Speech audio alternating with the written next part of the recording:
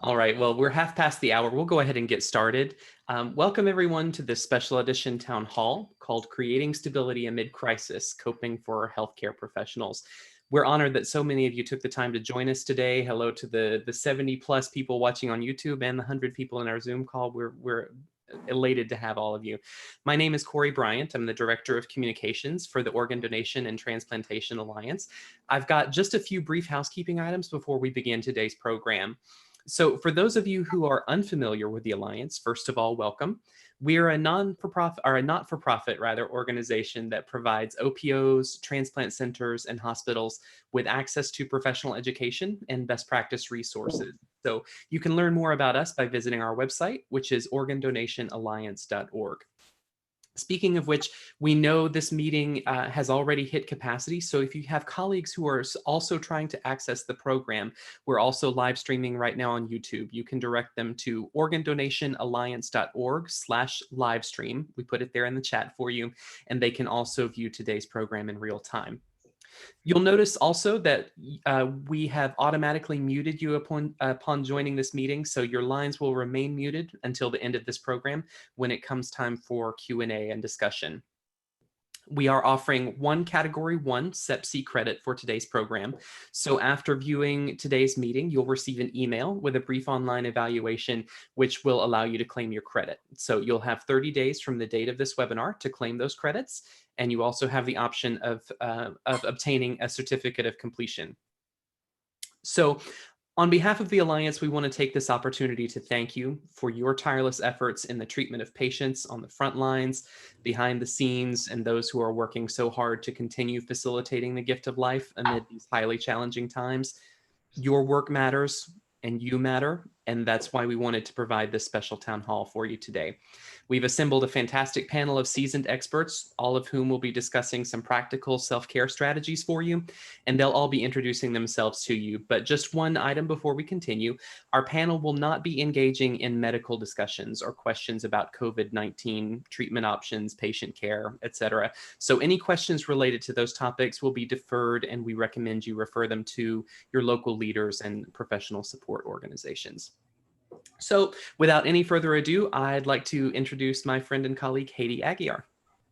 Hi, Corey, and hi, everyone. Thank you so much for joining us today. I want to echo on behalf of those of us who are speaking on the panel, the thanks to all of you for the hard work that you are doing. Also wanted to take a moment to acknowledge all of you who have been affected by the devastating tornadoes. Please know that our hearts and prayers are going out for all of you, and we wish you a lot of strength and wisdom and peace at this time, because I'm sure it's a challenge dealing with tornadoes versus supposed to be on isolation or stay at home. And so also a special thanks to the Alliance for hosting this call. We sincerely hope that what we share with you today will be some coping tools for this time, but also maybe even beyond this time. And I'll explain that a little bit more. So I would like you to meet my friends if you are just joining us. Dr. Adam Schiavi, if you can wave. Those of you on YouTube might not see him right now, you'll see him later on. And Michelle Post, if you can give a little wave. And they will each introduce themselves a bit later on, but you'll hear a little bit from them. A little bit about me. My name is Hedi Aguiar. I am the founding principal of Fundamental Root. And my company provides soft skill trainings like communication, cross-cultural communication, physician communication. I am an ICU nurse, and I also work for 2 different organ procurement organizations, or OPOs, as we call them, as well as the Alliance. So I'm thrilled to see my Alliance friends again. So today, to address the topic of creating stability amid crisis, coping for healthcare professionals, I'll be talking about why it's important to manage our thoughts and emotions. And then Michelle will talk about how to do that. And then Dr. Schiavi will kick off our time, focus on some of the practical things we could be doing. And then we'll kind of bounce around some ideas. So let's talk a little bit about the why. There's so many challenges everyone in healthcare is facing right now. And everything from dealing with the constant changes that are happening, a lot of unknowns, concerns for safety, how to best protect yourself, while you're still trying to do your role and fulfill your, to do it in the best of your abilities. And this season, which I will call it a season because this too shall pass, it can make us feel out of control, and it can fill our hearts with fear, anxiety, helplessness, and many other feelings. And we saw that in all of your responses on the registrations. One thing I'd like to propose for you to consider is what you are currently experiencing is a magnifying glass. I call the COVID magnifying glass. It's really highlighting and drawing attention to the fact that we have no control. We have no control over things that are happening outside of us. And what you're facing right now, no matter how unusual or how intense it is, it's really not dissimilar to any other time in your life when things are happening outside of you, but they're directly impacting and hurting you. So if you feel like you have no control right now, and I know that's a scary prospect, the reality is we never have control. We never have control over things that are happening outside of us. We're just experiencing and feeling it more acutely right now. So of course, in theory, I think we all know that, right? We know that things like our environment, the time, other people, the weather, those are things we cannot control, but yet we probably invest about 95% of our time and energy into trying to control those things. And so if we take COVID-19 out of the equation, even during normal times, you might feel anxious, fearful, annoyed, angry, helpless in various situations. The only thing that's changed right now is that we are going through an intensely acute phase of realizing how much lack of control we have. But if we step back a little bit from that magnifying glass and look at a broader picture, there are 3 key points I wanted to share with you that may help you see a little bit of a different aspect to all of this. What we need to focus on is, first of all, managing what we can control, and how that can help you have a better mindset, relationships, experiences, and it will also help you make better decisions. You actually have more control than maybe you realize. It just might not be lying where you're looking right now. Also, there's no such thing as an emotional vent, and I look forward to sharing with you what that is all about. And remember, it is your choice. Nobody can do this for you. Nobody can manage your sphere of control or your locus of control except for you. But I just hope that you realize at the end of what I'm going to talk about that your choice directly will contribute to your own physical and emotional well-being. Now, I do want to make a side note, though, that we're not actually addressing actual mental health disorders on this call. So for anyone who has such disorders, we recognize and understand that the tools and tips we're sharing today are not as simple to follow, and there's more to that. But for most everyone else on this call today, we hope that you can find some benefit in what we have to share. So let's explore that first point, that you actually have more control than you realize. So earlier I mentioned that we tend to focus a ton of energy and time on things that are happening outside of us. And especially we focus a lot on what other people are doing, right? Especially when it impacts us. So as I mentioned, the reality is we actually have no control there. So what do I mean by that? Well, when we have negative thoughts, maybe we feel unsafe, or maybe we feel sad, frustrated, angry, etc. Those negative thoughts happen very quickly and very automatically. And the problem with that is that it activates a physiological response in us. It's activating our fight or flight response. A fight or flight response is very primitive. It's not very smart. It cannot tell the difference between an extreme situation like someone holding a gun to your head versus you leaving your wallet behind at the gym. It doesn't know the difference between the two. It's just that sudden jolt of fear activates it immediately. Of course, how long the fight or flight response remains active all depends on how long you're being stimulated in that place of fear. Now, unfortunately, with that fight or flight response, while it helps us to fight or flight, it also creates a stress, that stressor impacts us physiologically. And so consequently, if you're experiencing a high level of stress or fight or flight response stimulation over a long period of time, you can develop things like stomach ulcers, autoimmune conditions, etc. And we also know when people experiencing a sudden acute stressor, they might even have a heart attack. So we know that our thoughts have a direct impact on us physiologically. I think it's really important to recognize that so that we're motivated to examine our thoughts and change our thoughts. So if for no other reason, I hope you choose to manage your thoughts simply for your own health. Now, the added benefit is that if we redirect our energy and time onto the things we can control, which is ourselves, we're much more capable of influencing people around us and the systems within which we are working. So what specifically about ourselves can we control?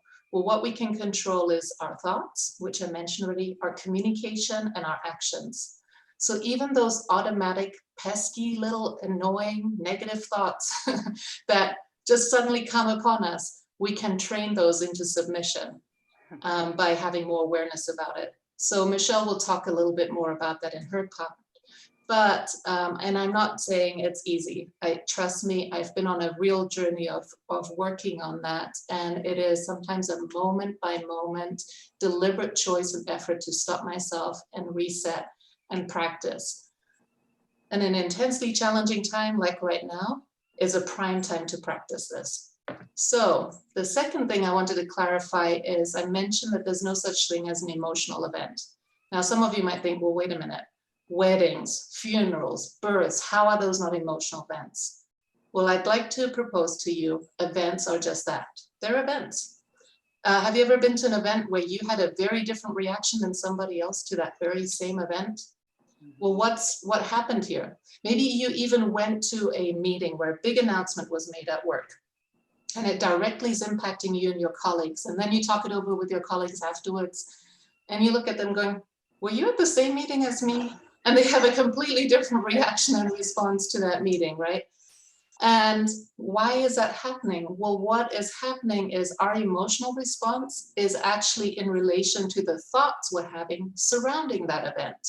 That's what dictates your emotional reaction. That's why you can have such a different reaction than somebody else. Well, what's exciting about that and the beauty of this is that you now have control, because while you cannot change that event, you can change your thought process surrounding that event that helps elicit a more helpful reaction, a more helpful emotion to you. And I'm not talking about rainbows and cupcakes and unicorns. I'm talking about something that's helpful and productive to you. So for example, the other day I posted on my Facebook and LinkedIn page, what is your unexpected blessing at this time? And it was beautiful to see responses from different people saying how much they were appreciating family time, or having conversations with their teenagers that they've been wanting to have, or that their kids are now appreciating them for the work that they're doing as healthcare professionals. Some were talking about how now they're at work really working as a team, whereas maybe that wasn't happening before. So I ask you, what is your unexpected blessing right now? Sometimes it might be hard to find those blessings. So start with, what are you grateful for? And keep it really simple if you're not sure what that is at this point in time. Maybe you have to start with, I'm just glad I woke up today. I'm just thankful that the sun rose today. Maybe that's where you need to start. And the more you practice that, the more you think about it, you start breaking through that fog of fear, and you can start finding those blessings. Now, my final point is that it is your choice. It is your choice to redirect your thoughts. Nobody else can do that for you. Other people can influence you in a negative or a positive way, but it is your choice in what way you're going to direct your thoughts. My hope is, based on what we talked about so far, that if for no other reason but your own health, that you choose to work on that and retrain that. For example, for me, I deliberately go into an information diet, especially negative information. I don't want to see it. I don't want to read it. I'd rather start my day with a quiet time, a devotion and prayer, and a healthy breakfast. And the moment negative thoughts come in, and how do I know I'm having negative thoughts? My fight or flight response kicks in. I recognize those symptoms of increased heart rate. Maybe my chest is tightening a little bit and I can't think clearly. And so the moment something like that kicks in, I try to identify what's bothering me. What are my thoughts right now? And then I think about, well, what do I have control over? And the rest I have to surrender. So what am I responsible for? And then I surrender the rest and let it go. I know it's easier said than done. It takes practice, but it's amazing when you can reach that point. It's so freeing. So again, think about what you can control. Focus on what you can actually control, which is yourself. Remember, there's no such thing as an emotional event. And remember, it is your choice. Now, before I turn it over to Michelle, I do want to share one more analogy with you that personally has been very helpful to me, especially during very challenging times.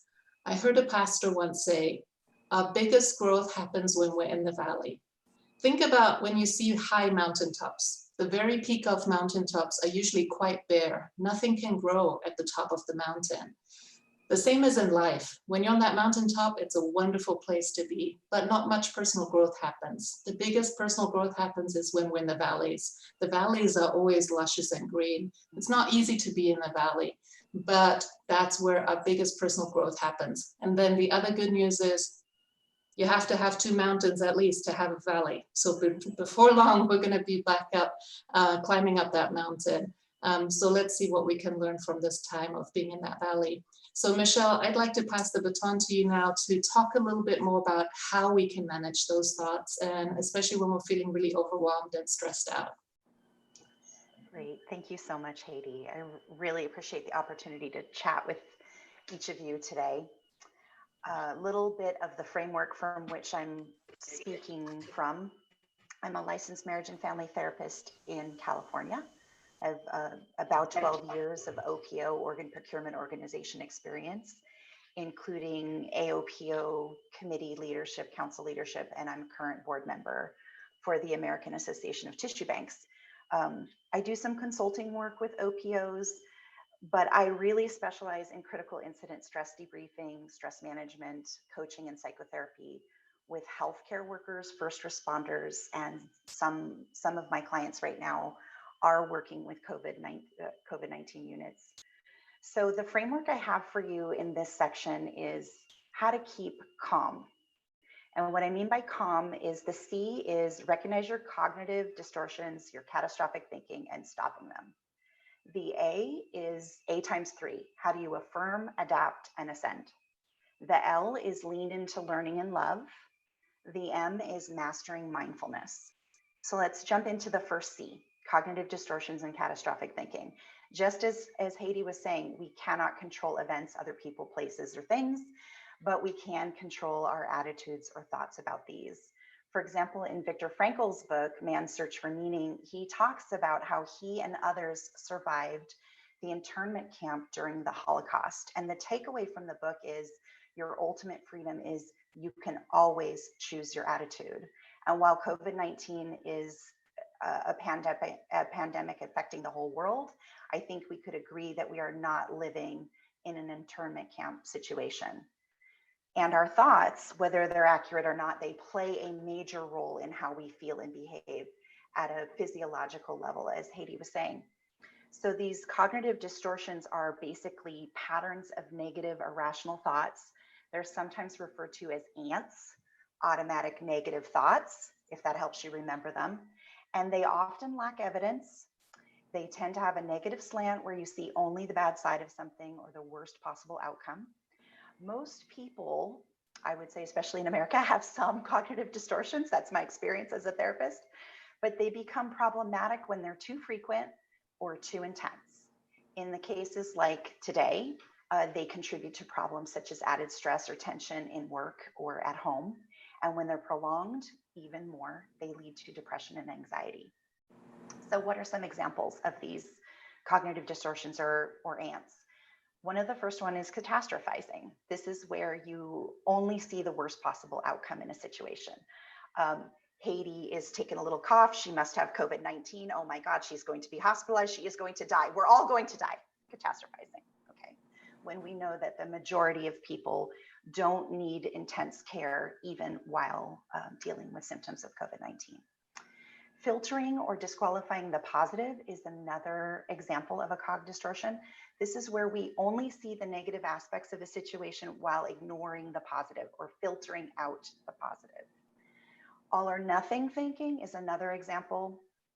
It's where we think in absolutes. And a key to figuring out that you're thinking in absolutes is if you're using the words always, never, forever, everybody, nobody. Everybody's going to die. We're never going to recover from this. It's always going to be like this. Nobody cares about me. It's just like the classic Scarlett O'Hara, move. Emotional reasoning is another cognitive distortion. This is where we believe that if we're having a feeling, it must stem from something. Like if I feel angry, someone must have wronged me.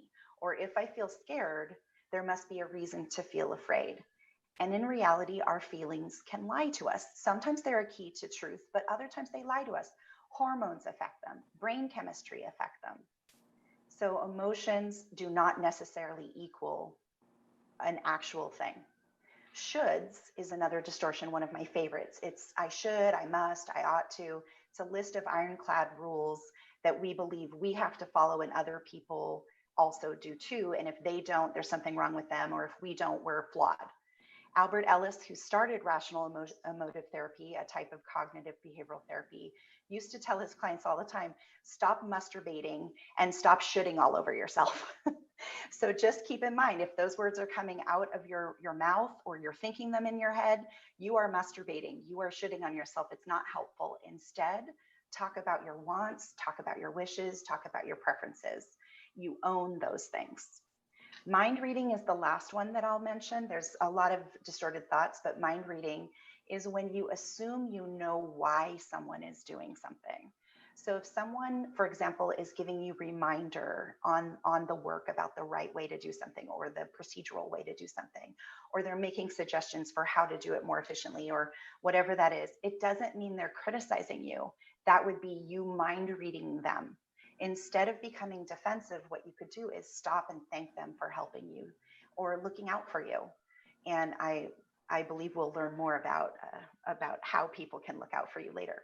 So the solution to the C in calm is recognize when you're having those distortions and stop.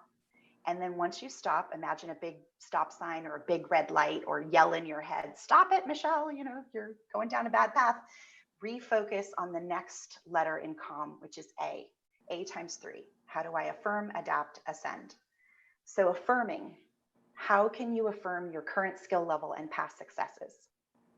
What private crises, traumas, or personal pandemics have you faced in the past with less of the entire world working to help you find a solution? How did you cope? How can you bring that inner nurturer voice online in your head to talk yourself through what you're currently going through today? Something that might sound like, sweetheart, you have survived so much in your life.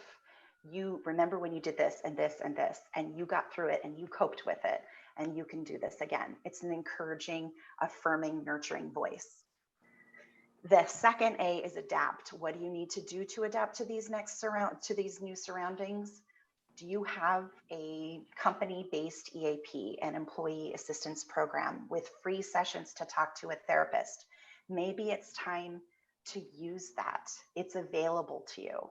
If you don't have a company, I love the one that I'm contracted with. It's Empathia. They specialize in healthcare. So I like them, but check with your HR department and see if you have that. Or maybe it's time to reach out and start working on some of these things with a coach or a therapist. Later, when we learn about protective health equipment, learning how to do that is a way of adapting, learning how to do that slowly and safely. You're here on this Zoom call or live on YouTube, maybe for the first time, or maybe you've learned that in the last few months. You're learning. So how can you get creative? A client's neighborhood of mine, they did a street parade of cars for her birthday during the lockdown or during the quarantine. So they just drove by and honked at her house for her birthday. It was so sweet. Another family-friendly neighborhood that one of my clients had, they started doing cutouts of hearts or bear shapes in the windows so that when the families are out walking their kids or getting fresh air, they go on a scavenger hunt. That's adapting. The third A is ascend, ascending above the chaos. I have a cousin that has a saying, you can't be distracted by the buzzards when you're soaring with the eagles. So how does this pandemic redefine your mission or your meaning in life? How can you learn to be more peaceful and just be calm with yourself in the midst of this chaos? Instead of maybe harping on what went wrong or how we got here, can you start to share positive, uplifting stories and set an anti-negativity ground rule among your team or even in your family at home, and hold each other to that. Maybe 20% complaining and 80% solutions are positive. The L in calm is lean into learning and love. Well, what do I mean by that? What can you learn during this time? You're here today learning, that's awesome. Are there other things you can take advantage of? Like maybe you have continued education units that are due, and instead of waiting till later, you can actually do some of them now. Maybe you can learn a new hobby, or give yourself permission to just sit and be still. You don't have to write a world-changing novel right now. It is okay just to lean into learning to love yourself and just be. Some examples, it might seem a little ridiculous, but I've been learning a lot about online tech. Obviously, here we are on Zoom. I've been learning about home renovations and painting. I have attended some free seminars. I love doing puzzles. So I've like burned through all my old puzzles. And I found a new app that you might enjoy if you're artistic at all. It's called Happy Color. It's free. It's a paint by number coloring app. I just like to do that. Also on my website, if you're interested at all, which is postinternationalinc.com, I have a free burnout survey. I usually take this 2 times a year just to keep track of my own burnout. And I retook that now just to see how am I managing my burnout and my stress level during this time. And I reviewed and updated my self-care plan. There's so many things on my self-care plan that we cannot do: concerts, the beach, hiking. So I've had to figure that out, how to redo my self-care plan and learn that. Maybe you want to develop a musical playlist or figure out your walk-up song, like the baseball players that walk up to bat. They have a inspiring walk-up song, and maybe that's what you listen to before you head out to the grocery store or head out to work, whatever that is. And then who can you be more loving towards? There's truth in, if we want to be more respected, we need to be more respectful. If we want to be more loved and cared for, we need to be more loving and caring. John Lennon has a quote that I found during this time. There are 2 basic motivating forces: fear and love. When we're afraid, we pull back from life. When we're in love, we open up to all that life has to offer with passion, excitement, and acceptance. And we need to learn to love ourselves first in all our glory and imperfections. So what can you do to help yourself, others in your family, your friends, your colleagues, focusing on solutions, not just on the problem? Can you figure out a way to do game playing online? Or is there a charity or some volunteer opportunity you could do from a safe physical distance space? A colleague of mine learned how to do homeopathic elixirs and aromatherapy rub-ons and has been giving them out to her neighborhood and her colleagues. Another friend does grocery shopping for an elderly neighbor in her building. These days I'm working a lot, and I don't know if he's on the call, but I just shout out to my own personal partner who loves to cook and has been taking care of our cooking. So I think he's been more loving to me. So that's awesome. The M in calm, the last piece, is mastering mindfulness. All we really have is today. Last year, we only had today on April 16th, 2019. Next year, all we'll have is today. So what can you do to stay present and find the little joys in today? Keep your mind where your body is and not racing and doing 5,000 things at a time. That leads to stress. Staying present is important. So breathing activities, there are so many free breathing courses out there, like pretending you're breathing in and out through a straw to kind of slow down your breath and focus it, or box breathing, where you breathe in for 4 seconds. You hold the air in for 4 seconds. You breathe out for 4 seconds. You hold the air out for 4 seconds, and you repeat that for about 5 to 10 minutes, especially using your diaphragm, which initiates your relaxation response and counters that fight or flight that Hedi was mentioning earlier. Different alert orienting things, just saying inside your head, I'm here, or tightening your fists and feeling that and releasing them, and just kind of recognizing your own body. So just in summary, before I turn this over to Adam, keeping calm means C, checking your cognitive distortions or catastrophic thinking and stopping it. A times 3, how do you affirm yourself, adapt, and ascend? L, what do you need to lean into learning, or who do you need to lean into loving? M is mastering mindfulness. And since we talked about masters, as Zen Master Thich Nhat Hanh explained, when the crowded Vietnamese refugee boats met with storms or pirates, if everyone panicked, all would be lost. But if even one person in the boat remained calm and centered, it was enough. It showed the way for everyone else to survive. So I hope you can find ways to stay calm. Thank you, Michelle. That was awesome. So we've been talking about managing what we can control and why it's important and how to do that. And now I would like to ask Dr. Schiavi to kick us off with some very practical things that we could be doing. And I think we would all love to hear a physician's perspective. And maybe this will be helpful to peer physicians as well as to all of us on some of the activities you, especially Dr. Schiavi, have been part of the COVID response team at Johns Hopkins. And so if I can turn it to you, Dr. Schiavi, to introduce yourself and get us kind of kicked off with some of the things you want to share. Great, thank you, Hedi. Thank you, Michelle and Corey, and to the Alliance for having this town hall meeting, and thanks everybody for listening.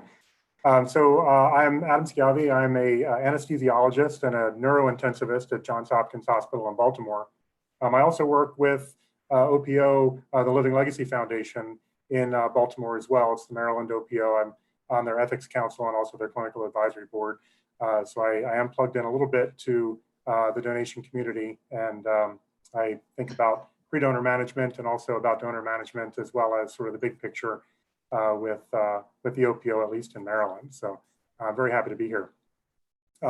So I think one of the things that I want to really start with is recognizing that I'm coming from a physician's perspective. And so I'm going to talk about some things that may not be directly applicable to people, but the idea behind what I'm saying is that I'm really using techniques to capture what I can control, just like Hedi is saying, that I'm going to do certain things in my normal practice that I am controlling my environment. I can stay calm when I'm doing it by controlling and having mindfulness, and really focusing my attention on what I'm doing and how I'm influencing the people around me, less on how everybody else is influencing me, especially in the dangerous situation that I frequently find myself working in the intensive care unit or in a COVID unit, managing a patient's airway. And I say frequently that I'm not just involved with the COVID pandemic. I'm up to my elbows in it because I'm taking care of these patients and managing their airways in a relatively in your face, literally way. And it can be quite scary and possibly even slightly dangerous. So I do want to just start with just keeping in perspective. I know Michelle talked about this a little bit as well, that COVID is a pandemic. It's out there. It's all around the world. But I find comfort, and I think many people find comfort in the fact knowing that the vast majority of people don't actually get sick. And if they do get sick, it's usually not that bad. And it is a pretty small percentage of people that really are getting sick enough to be hospitalized. And then if you are hospitalized, it's even smaller percentage that needs to go to an ICU and have your airway managed or get a breathing tube. And then, of course, of that percentage, even a smaller fraction of people that actually lose their lives because of this. So it is a scary thing for sure, but it's also very important to keep in perspective that while it is dangerous, the chances of something really terrible happening to an individual is very small. Even if you do end up contracting the COVID-19 disease, it's probably most people are really experiencing severe cold symptoms. So one of the things that I want to emphasize in thinking about the locus of control again is how do you protect yourselves? And one of the things that we can do as individuals that is completely outside of the realm of what other people are doing is how do you protect yourself? And I'm going to briefly do a quick demonstration, sort of a dining room explanation of how the PPEs work and how we can change the way we think about protecting ourselves so that we actually have more control over our own safety. But I just want to emphasize also that when you use proper technique and you're using the techniques that we're talking about, I feel safer, literally feel safer in a COVID positive patient's room being properly protected than I feel at the supermarket. because I can control what I do when I'm at work and how I protect myself in my environment and with my colleagues who are all thinking similarly. But when you're out necessarily in the supermarket per se, you can't have that control. So of course, you protect yourself. We have social distancing. We're washing our hands. We're not touching our face. We're cleaning our shopping carts before we do it and all that. But it seems like you have less control in the real world versus the areas of your life where you can actually control, like at your job, at your home, cleaning and making sure you take off your shoes before coming in, things like that, that you control how you're protecting yourself and your family. So what I'd like to do is just briefly try and see if I can explain how we have changed the way we think about personal protection, at least in the medical world, and use that as a framework for gaining control of our own environment and how we do things. So I'm going to stand up really quick. I have a robe here, and I'm going to put it on as if it were a piece of an isolation gown, right? And you've got your gloves. You put your gloves on. These are kitchen gloves, of course, because I'm in my living room and I am not at the hospital. And you go and you do whatever you're going to do and you're protected. And then when you're done, typically you're going to take your robe off and you just pull your robe off and you curl it up and you throw it away. And then you take your gloves and you wrap them up and you just fling them away. You wash your hands and you're done, right? And you move on. So this is typically the way we would do it. But in a situation where we're dealing with a contagion that we're worried about, like COVID or like coronavirus causing COVID-19 or Ebola or something like that, there is a much better way to do it such that you vastly increase the chance of protecting yourself completely. And when you are able to follow a protocol and use the very strict, deliberate practice of how you do this, you can feel very confident in your ability to protect yourself and recognize that not only are you protecting yourself, you're also protecting those on your team, those at the bedside, and everybody else around you. So I did get training in the biocontainment unit at Johns Hopkins to learn these advanced techniques of how to do it. I learned it really well there, but then I also learned how to teach it. And so one way that I was able to control this environment and feel good about being a part of the COVID team there is that we set up multiple training sessions so that we could get other people comfortable with using proper technique of how to actually don and doff the personal protective equipment. And so we set up multiple training sessions, lots of people came, and it became mandatory for all the people that are joining the COVID team, which I'll talk about in just a second. And so we're going to demonstrate very briefly. My assistant, Christina Miller, is going to come over and demonstrate the proper way to do this. And for everybody who's on the call here, we have put a link to a Google Drive, also to a podcast that really goes through Dr. Miller doing this very precisely, that you can all go to and take a look at. This was done for some of our surgical colleagues as a training session, but it walks through everything very, very carefully and how to do it the proper way. Also, there's a link to a PDF file that explains every single aspect of the proper way of doing this.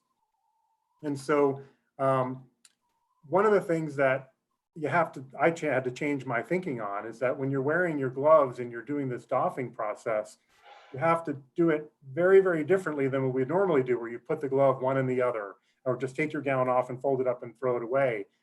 We're doing this frequently with 3 sets of gloves on and 2 different gowns on, as well as personal protection, like a mask, or in some cases, the full papper hood. And so you have to, the emphasis is on hand hygiene, even with your gloves on, because you're stripping off one layer at a time, decreasing the bioburden, so to speak, of what you're contaminating yourself with.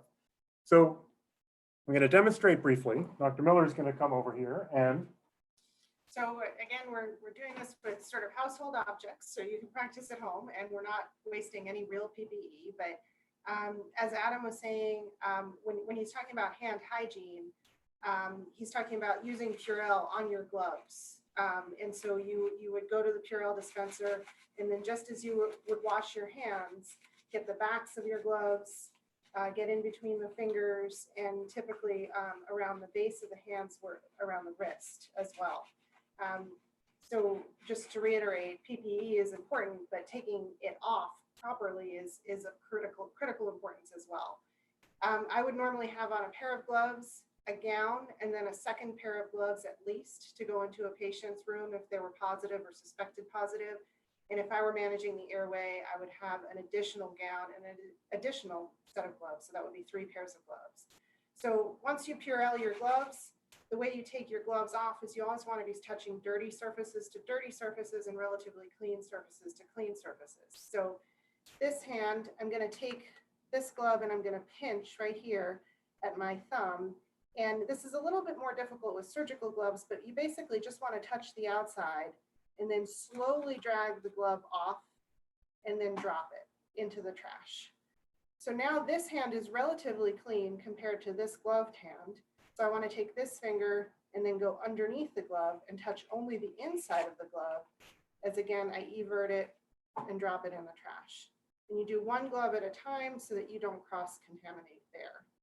Then you would Purell, wash your hands again. The gowns that we're talking about are typically either going to be surgical gowns or sometimes the yellow isolation gowns that have a neck part, and then they have a tie at the waist. And our very odd stand-in for this is a bathrobe, but what you want to do now with your clean Purelled hands is start to pull the gown away at the neck so that the back part breaks. Take dirty to dirty, completely evert the sleeve here and let it fall. Again, dirty to dirty, completely evert the sleeve here and let it fall. And I'm going to back up a little bit. Adam, if you could just point the screen just a little bit here. So now you can see the gown's still tied around my waist. I don't want to touch my scrubs or my clothing with these hands that have just been on the outside of a dirty gown. And I don't want to touch the outside of the dirty gown that's been in contact with the patient room. So what I want to do is I want to grasp the inside of the gown that's facing away from me only, and I'm going to pull it away from me. And then as it comes off and the ties break, the idea is to just sort of invert this on itself, continually rolling it into a ball, not touching any of this sort of stuff that might be dragging with contaminated areas here. And then this goes into the trash as well. And then once again, Purell, hand hygiene, and then repeat as needed with additional sets of gloves and gowns until you're ready to exit the patient room or leave the unit entirely. Thank you very much. One important thing, because we only had 1 pair of gloves here, when she was taking her gown off, that would have been, of course, done with a pair of gloves on to take them off. You never want to touch the outside with your bare hands. That base set of gloves really is your skin. And so what does all this really mean? You can do it in a way that you think is right, or you can do it in a properly trained, very deliberate, very controlled way, the same exact way every single time. And being with the patients or being in the environment isn't dangerous if you're properly protected. But the most important thing is, how do you take off the contaminated clothing? Because if you do this incorrectly, of course, you contaminate yourself, potentially those on your team, those at the bedside, and other people around you. And so how do you control your environment in the pandemic times and in scary times? It's doing things like this, techniques that are very deliberate, very prescribed, and being able to really know for sure, I'm doing the best that I can for myself, for my team, for my family, and that sort of thing. So another thing that we did at Johns Hopkins was we created a COVID team. A lot of patients who become very severely ill need to have airway management. And this is one of the more dangerous things that you can do from an exposure point of view, is to manage somebody's airway who has COVID-19. And so there was a lot of people that were like, wow, how are we going to do this? What should we do? And so what we wanted to do is create a special team that was going to be responsible for all of the insertion of the breathing tubes, or intubation, we call it, the intubation of these patients who need that type of, or that level of critical care. We based it on a model of how the US military and other militaries around the world do special forces, where it's a voluntary service, highly specialized, very high level of training, constant drilling, constant training, as well as recruiting other people and teaching them appropriately as they come on board.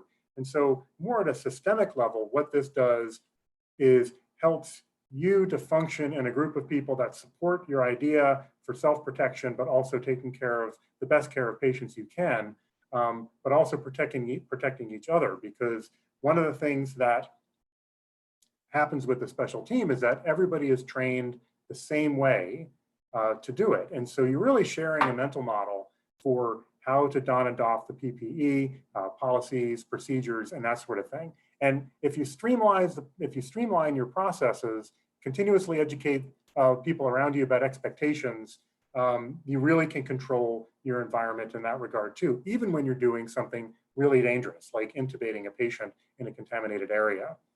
And so the special team really can help you focus your attention, focus the people's attention around you, and surround people who are also trying to control their environment, but most importantly, the same way that you're doing it, so that you can trust each other in being able to do it. One of the things that we have also done with the team is that we've talked with the units and done a lot of education in the places that we're going to, that an emergency is never a good thing, that if a patient is decompensating, we want to be able to help them before it's really an emergency. And non-emergent nature of securing the airway is always better than the emergent nature, because if somebody really gets into trouble, everybody wants to come running down the hall and try and save somebody's life. But in the process, if you don't take care of yourself and your team and the people around you, you're going to potentially contaminate people, and that can have catastrophic, widespread catastrophic consequences. So one of the things, the other things that works well with the team is that we have each other's backs, and we're helping to keep each other safe and working as a team in that regard. For those who can't necessarily have that same sort of an infrastructure, just thinking a simple way that you can control your environment and surround yourself with people that are thinking similarly is come up with a buddy system. Have somebody at work or somebody in your environment that you talk to about, well, how are we going to handle this? If I have to go on a unit and talk to a family about transplant, or engage with a physician who may have just walked out of a COVID positive room, how do I conduct my business, or how do I think about, is it dangerous to me or not?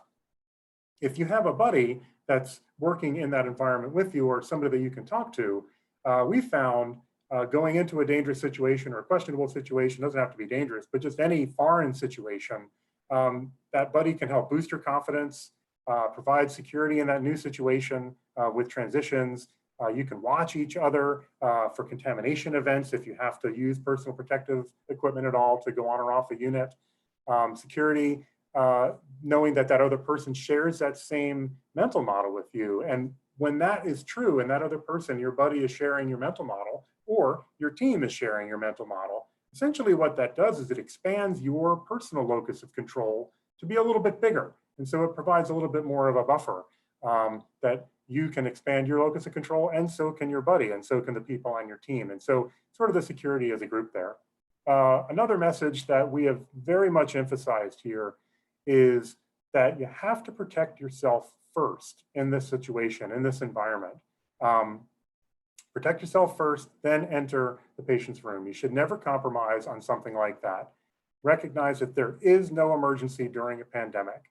The whole world could be falling apart inside of a patient's room, and you do not go and enter or engage in that situation, or the world could be falling apart in public. It doesn't have to be in a patient's room.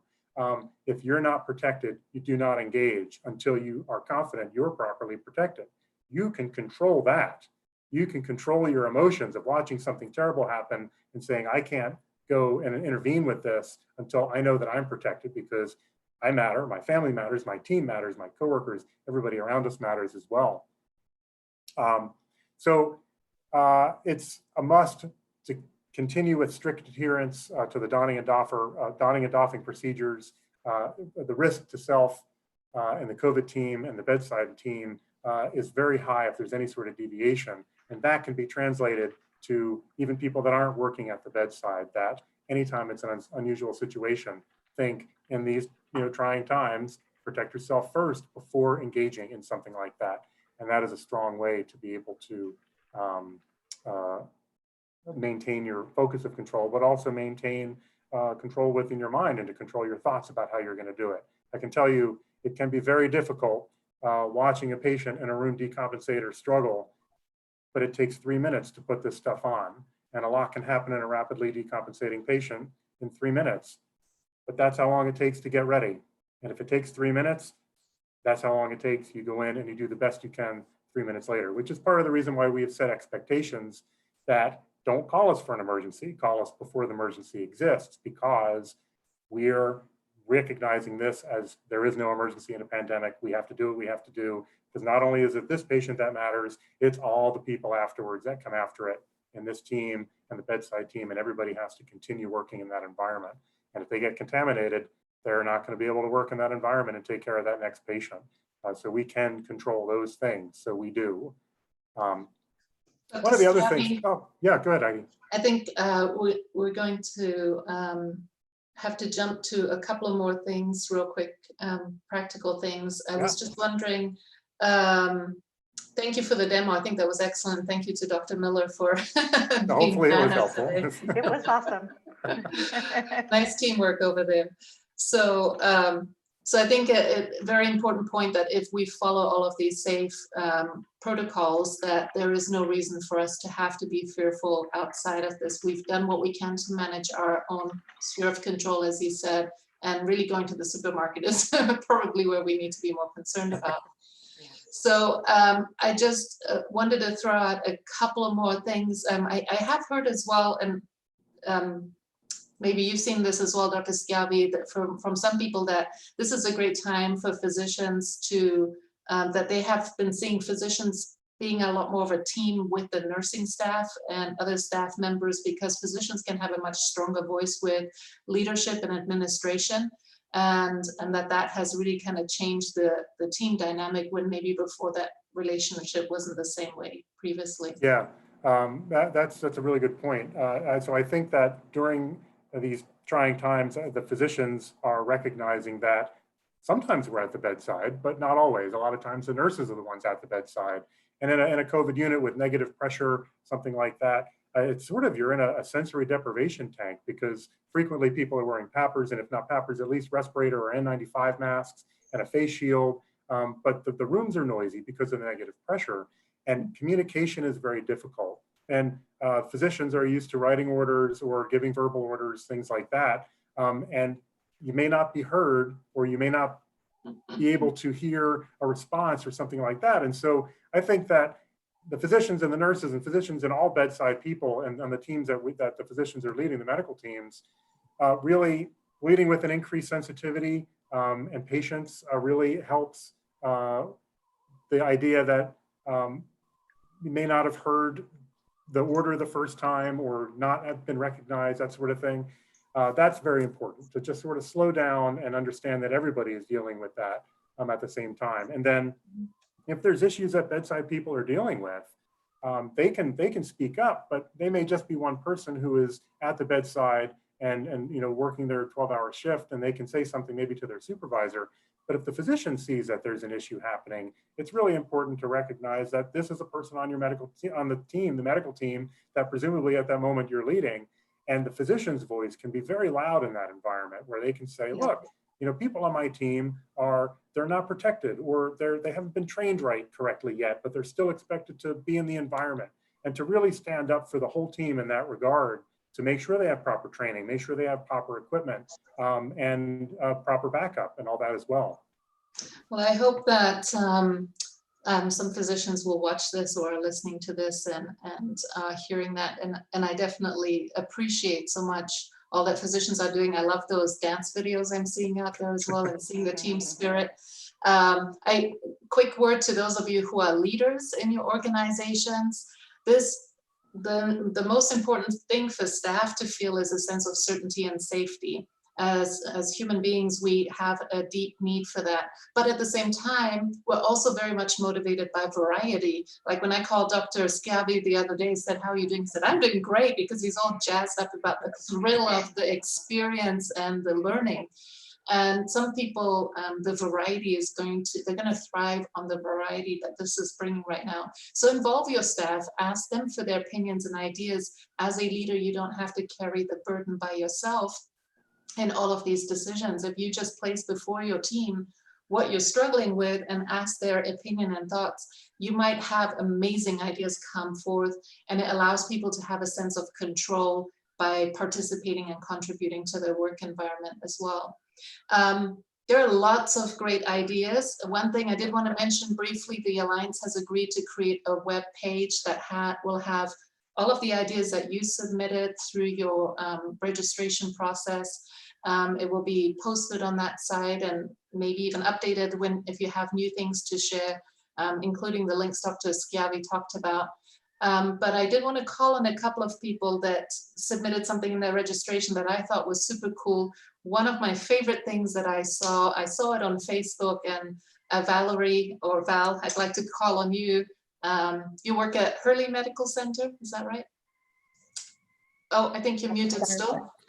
Oh, let me there you There are. we go. Got you. We can hear you. So you work at Hurley Medical Center, and can you share with us about those boards that you guys have? Yeah, we have a board, and it's something that we've seen throughout the region that keeps a tally of patients that have been discharged in the last 24 hours that were COVID positive, the total number of patients that were discharged from our medical center over time, as well as the patients that have been able to be liberated from a ventilator that were positive for COVID-19. And that's something that's very positive for the staff. It's in a general area where a lot of staff flow through. And it's something that can help to uplift our spirits during this time to see that we are making progress. So it's a huge help to us, the medical center. Yeah, It's super artistic. Yeah, the artistic, like plain number, it's beautiful. Yeah, and also it just says something like we have a victory over, or we draw the line at, I just love the verbiage, and I love the emphasis on the positive numbers. Everything we're hearing in the media is on the negative numbers. And by the way, folks, go on an information diet, please. If social media is full of negativity, just mute those people temporarily. Yeah. They're not helping you. Them. Forget the news right now, because the news, the emphasis is all on that small percentage Dr. Schiavi was talking about. It's hyping things up in many ways, and not to stick our head in the sand, but I think we're well aware. I think what we need to focus on is that positive messaging of the victories we are having, and I love what you guys are doing there. One of the things that we're doing is those victories are included in our daily updates at Johns Hopkins as well. Of course, we're talking about how many patients we have and how many people are in the ICU and all that, but we're also how many people got extubated, how many people got discharged. We're presenting those victories as well, and that's coming from the highest level of Hopkins and being disseminated out. And it's really been helpful and beneficial for the enterprise for sure. Yeah, that's awesome. I love that. Laurel Gaffney, I think if you're still on the call, you're from the Living Legacy Foundation, which is an OPO. Can you share what you've been doing with your business versus casual meetings? Sure. Hi, Adam. How you doing? Great presentation. Yes, we are doing something a little bit different than we normally do. We generally meet once a month for about 2 hours as a team. And since we've been mostly home, decided to change that up a bit. And we do a weekly hour-long business meeting, so to speak, on Monday. So we're busy doing, planning and finding ways to connect with our hospital partners. That's on Mondays, but then we end the week with a casual Friday. And it's an optional chat, but I'm pleased to say that I would say 75% to 100% of our staff participate in that, at least on my team. And it can be anything from making masks. Last weekend, we were trying to make our own masks. Didn't turn out so well on my end. But telling jokes, sharing movies and book ideas, things like that. So we end the week on a positive, fun kind of note. And that seems to bring people together. And we do ask that they turn their and I didn't do it here, but turn their videos on so that we can see faces. And a coworker of mine calls them Face Fridays. So. Awesome. Also to thank you, Laurel. That's great. I love the casual touching base and just having that opportunity to have a laugh. I think humor is super important. Absolutely. Hedi, I just want to interject really quickly that we've reached half past the hour, but it appears that there are still some discussion to be had and some questions that might roll in. So our presenters have agreed to continue the discussion for a brief time. So if you do need to leave, we'll go ahead and officially conclude today's program. But if you would like to stay and continue the discussion, feel free to hang out with us. Awesome. Thank you.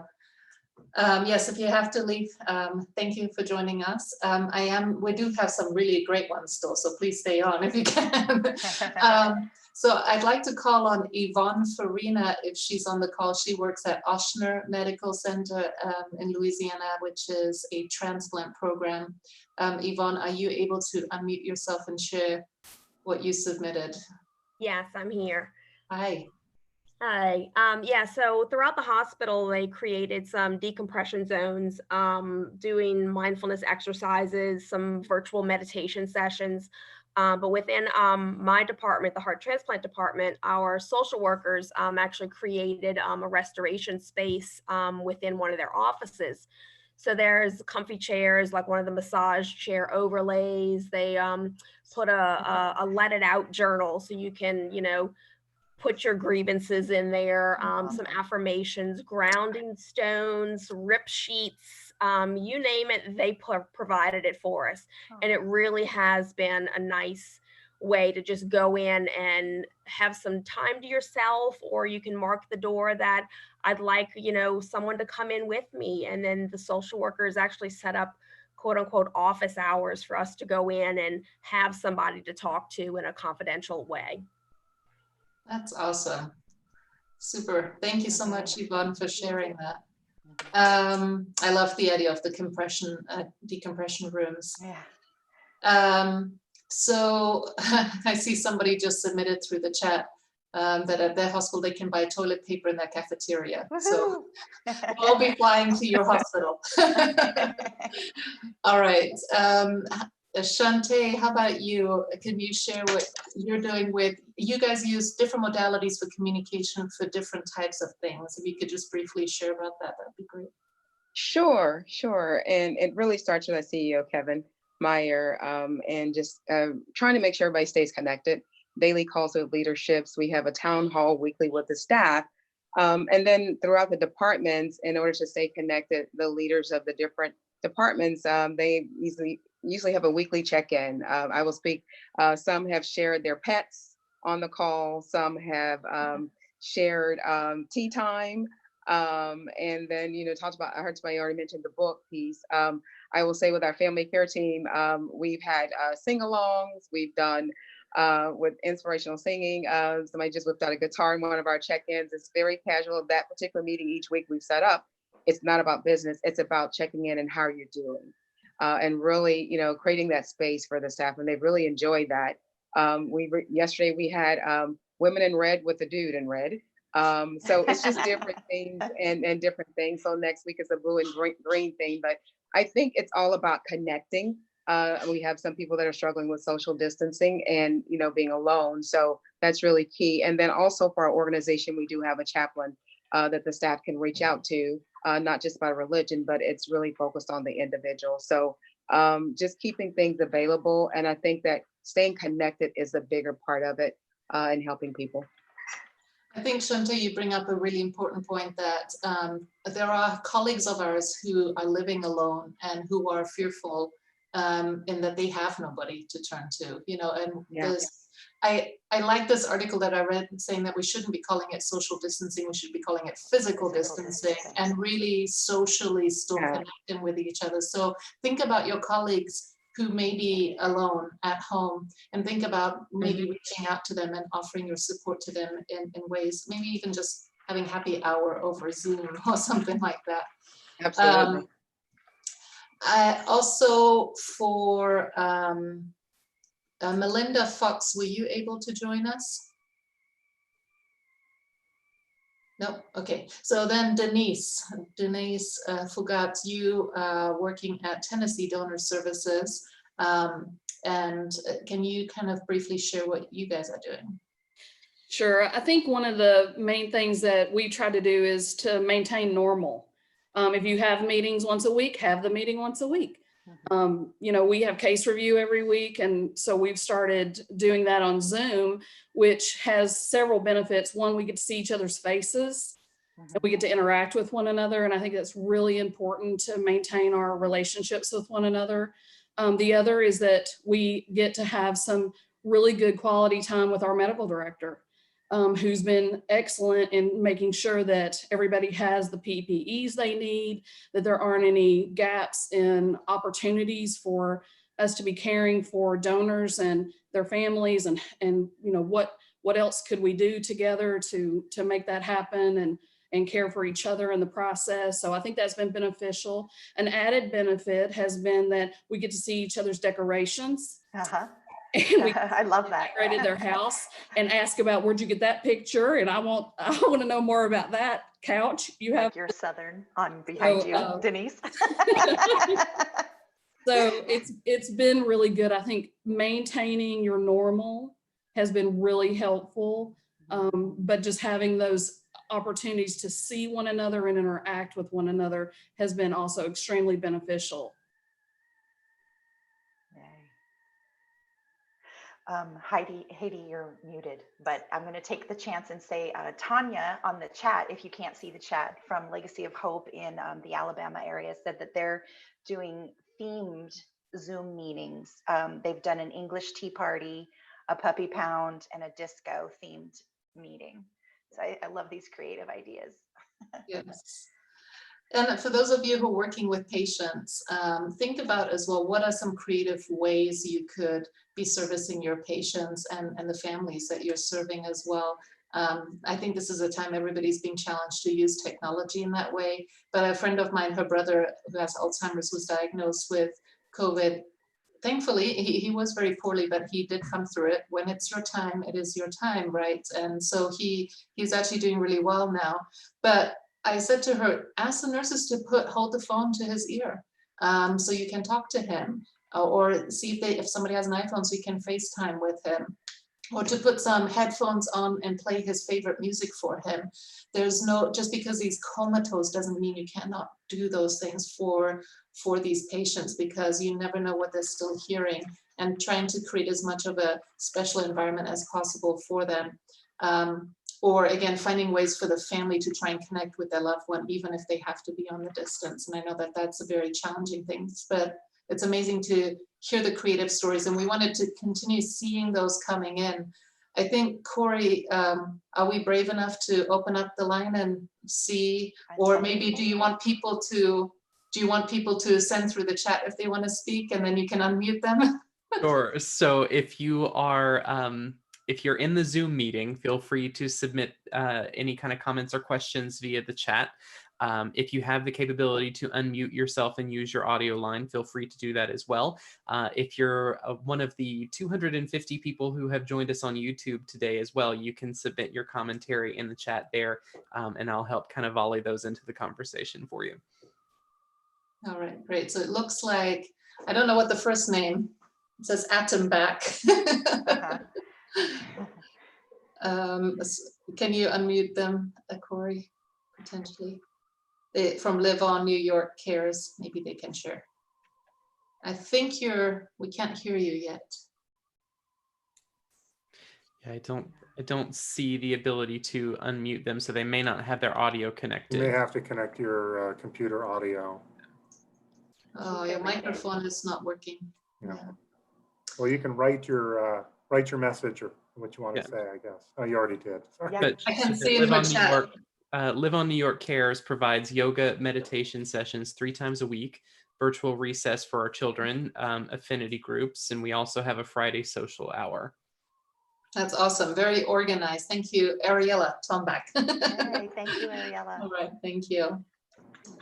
Does anybody have anything they want to share that they're doing?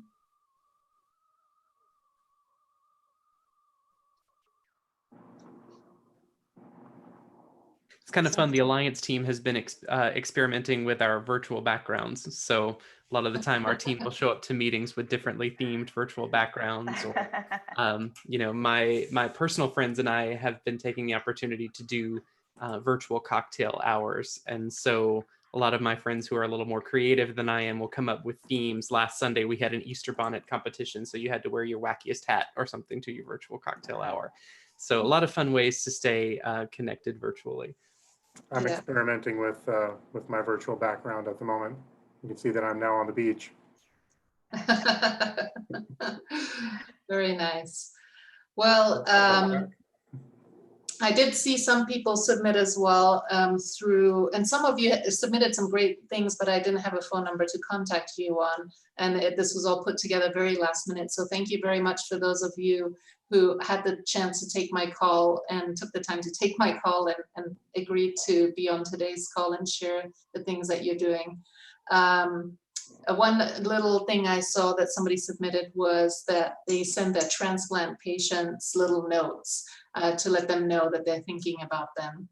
And some of them are doing virtual support groups for their transplant, the folks that are waiting for transplants. So again, everybody, all of you are working in different environments. So think about, again, this is a time to be creative and think about what you can control versus it's easy to get sidetracked with all of the things that are frustrating and negative. And trust me, when I pick up shifts as a nurse, I know what that's like. And then I always have to remind myself, okay, what am I responsible for? What I can do is make sure I leave my shift feeling like I gave my patient the best care possible. And whatever little touches I can add to that, I can live with that. You know, whatever happens external to me, that's out of my control. So I think somebody posted, oh, Laurel, you posted, it's hosting all staff fitness hours led by family services coordinator on Zoom. I've seen those as well, yoga sessions via Zoom. I think Ariella, you kind of talked about that a little bit. So I think, Corey, maybe we can wrap things up. And Michelle, did you want to say something? There was a question, I'm not sure that we can answer it, but JTS asked, is there a study in living kidney donors longitudinal geriatrics? In other words, how does living kidney donation affect the donor, the living donor near the end of their life with their remaining kidney functioning? Yeah, unfortunately, that's not the topic of today's session. So, and we're not the experts to speak to that. So we recommend that you contact your local transplant program and maybe they can help you with that. Or the, oh, I'm drawing a blank right now. American Society of Transplant, ASTS or ATS as well, American Transplant Society. So Corey, I think maybe we can wrap things up. Yeah, definitely. So everyone, on behalf of the Alliance, we'd like to thank you again for being part of today's program, and a heartfelt thanks to Hedi Aguiar and Michelle Post and Dr. Adam Schiavi. They put this together for you in a very limited amount of time, and we so appreciate their efforts in doing so. It was some fantastic information, incredible discussion today. So to all of our participants, thank you for joining us, and please stay safe and well. We'll see you soon. Thank you all. Thank you. Be well. Take good care.